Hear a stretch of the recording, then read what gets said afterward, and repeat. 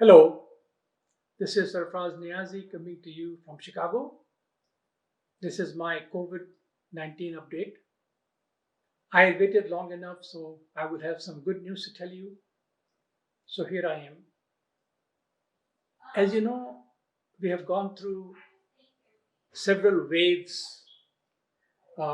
Italy came in, New York came in, then they went down and came back up again. This is a very normal routine for any pandemic. It's almost like ocean waves. They come down, slow down, and go back, and as it returns it, okay, also picks up the momentum. Today, our issue is that we are traveling so much. Imagine if there was no air travel, and when the Wuhan virus came into existence or came into action, and nobody would have traveled out of China, we will have no COVID 19. But that is no longer possible. Millions of people travel to US every day, and it's not surprising that we have not only one, two, but now after Thanksgiving, perhaps much stronger wave of new infections. But here's what happened. It was these infections, the high rate of infections, that allowed the study of vaccines. We needed 30, 40,000 volunteers, so we could get, all we needed was 150 subjects who got infected compared to a control group. That's all. But that needed 30, 40,000 people to infect. And so this second or third wave actually has helped development of the vaccines. Now, a word about vaccine. You know, we have a Pfizer vaccine and we have a Moderna vaccine. Both of them have been submitted to FDA for emergency use, and they will make a decision on 10th of December. The difference between those two vaccines is that both are RNA vaccines. But what Pfizer did was that Pfizer took the opportunity of getting faster into the game. Moderna was ahead by declaring that our vaccine will be stored at minus 70 degrees at least. Now, when you file an IND, you have to tell the FDA, assure the FDA that your testing product will be stable during the course of the study. That would have taken another 3 months, which Moderna did. So what they did was they simply said, oh, we're going to require a cold storage of minus 70 or lower, and then they didn't have to show or demonstrate stability. In my opinion, Pfizer vaccine will be just as stable in the freezer as is the Moderna vaccine. And I wouldn't be surprised if Pfizer is already getting ready to submit their stability results. But if it is not okay, then it will be very difficult to distribute a vaccine that must be stored at minus 70 or minus 90 degrees centigrade. Certainly not for the 90% of the world. There is an AstraZeneca vaccine, which actually turned out to be a very interesting opportunity. By mistake, they gave half the dose, and when they realized after about 2,800 subjects, they fixed it. Picked what to do with these data. They kept the data and found that those who received half the vaccine were 90% plus protected as compared to 60% or so those who received 2 full doses. Now, this is called serendipity. This is how the word is defined. And if you look at the history of medicine, it's full of serendipities. And this is how we started testing or trying different things out and see if they work or not. I wish AstraZeneca had disclosed this much earlier, so they won't have the wrath of the agencies today. But I think there's going to be a delay in getting AstraZeneca in US. FDA doesn't like these kind of things, especially if they're not reported. Then there are vaccines like adenovirus vaccines in China and Russia. Now, keep in mind the Zeneca vaccine is also an adenovirus, but it's a repurposed adenovirus. So it has a much lower barrier to safety demonstration. Neither China nor Russia have ever disclosed any results. By the way, I'm totally pleased that Pfizer and Moderna chose to share their testing protocol. It's a very valuable document, very useful document for the rest of us to see how vaccines are developed and tested. And now I believe this is opening a new era of RNA vaccines. I think a lot of small companies would do very well if they jump into RNA vaccines. And they will not just be for infectious diseases. You may find a cancer vaccine and you may find vaccines for many, many autoimmune disorders.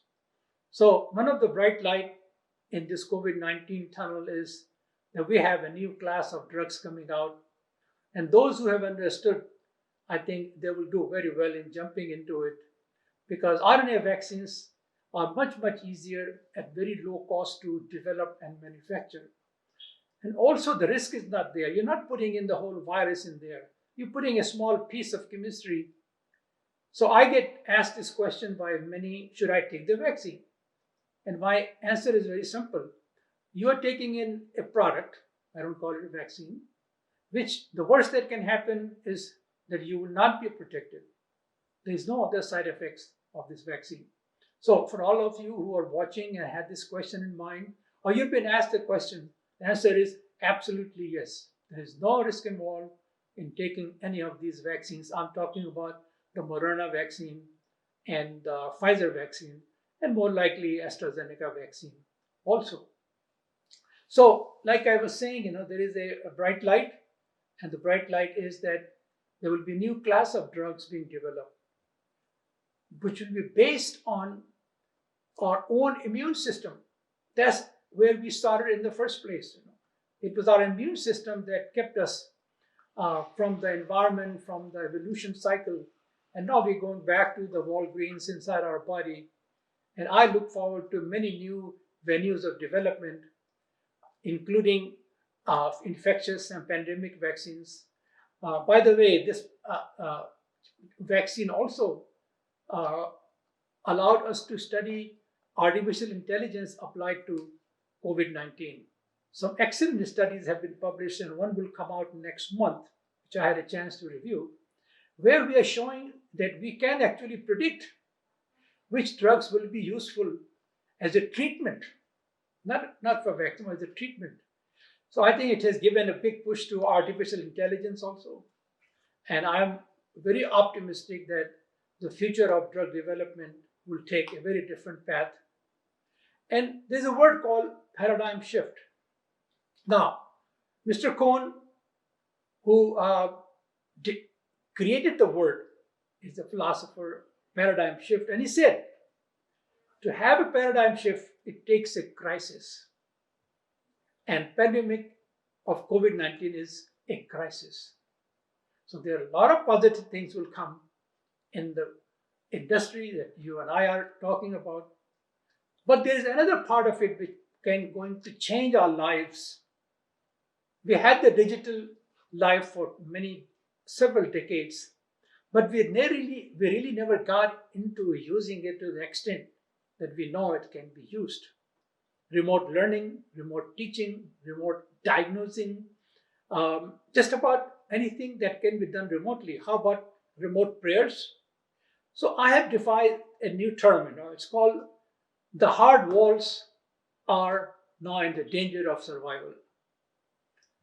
Many of offices in downtown Chicago are left empty. I think the whole concept that you have to be there physically is now force tested through pandemic. Google tried it before and then they gave up on it. But now there was no chance, no opportunity to do otherwise. And we now know that this system works. So coming in the next year, we're going to be living a very new life. And those of us who will understand the value of this will benefit greatly from it. We will have a cleaner air. We have a better profit margin for the company, our quality of life will improve. And one observation that I've made is very interesting, but you may not agree with it. Remote learning and remote working, women do a lot better than men. So, give 10 years, I think women is going to be holding much better position than men would unless they change their attitude towards remote learning. This is my observation. This is called a one-point clinical trial. But in any event, I just wanted to wish you well. I think there's a lot of good news. The vaccine will be here soon. Short of that, I think all you can do is to protect yourself. Listen to Dr. Fauci. That's the only way you can do it. I don't know why some people had the issue with putting a mask on. Mask is not something, it's protect others. If you have any kindness in your heart, you will put the mask not for yourself but for others. You may be tested negative. You may still be infectious. You may still have come out of COVID. You may still be infectious. So when we don't know, we take care of our fellow citizens. And with that, I want to wish you health, happiness, a lot of wisdom that we are about to get from this crisis called COVID-19, which is just about over. Have a nice day.